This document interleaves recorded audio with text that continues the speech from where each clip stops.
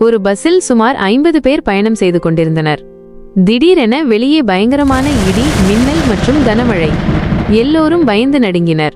அப்போது அவர்களில் ஒருவர் எழுந்து நின்று, நம்மில் யாரோ ஒருவர் செய்த பாவத்தின் விளைவுதான் இந்த இடி, மின்னல் எல்லாம். அந்த பாவி யாரோ, அவரை நாம் பஸ்ஸிலிருந்து இறக்கிவிட்டால் மற்ற 49 பேரும் பத்திரமாக இருக்கலாம் என்று கூறினார். அவர் ஒரு யோசனையும் சொன்னார். அருகில் உள்ள பெரிய ஆலமரம் வரை நாம் ஒவ்வொருவராக சென்று தொட்டுவிட்டு வரலாம். யார் பாவியோ அவர் மேல் கடவுள் இடியை விழச் செய்வார் என்றார். ஒவ்வொருவராக பயத்துடன் இறங்கிச் சென்று அந்த மரத்தை தொட்டுவிட்டு பஸ்ஸுக்கு திரும்பினர். 49 பேர் திரும்பி வந்த பிறகு கடைசி ஒருவன் மட்டும் பயந்து நடுங்கிக் கொண்டே பஸ்ஸுக்குள்ளேயே இருந்தான்.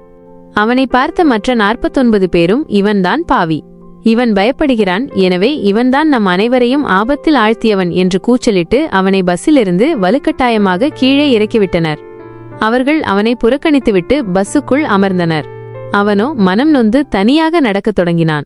அப்போது திடீரென ஒரு பெரிய இடி, மின்னல். அவன் கண்ணை மூடி திரும்பி பார்த்தான். அவன் புறக்கணிக்கப்பட்டு கீழே இறக்கிவிடப்பட்ட அந்த பஸ்ஸும் அதிலிருந்த 49 பேரும் எரிந்து கருகி போயிருந்தனர்.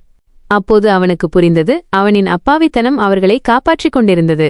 ஆனால் பாவத்தின் அடிப்படையில் மற்றவர்களை எடை போட யாருக்கும் எந்த தகுதியும் இல்லை என்பதை அந்த 49 பேரும் உணரவில்லை.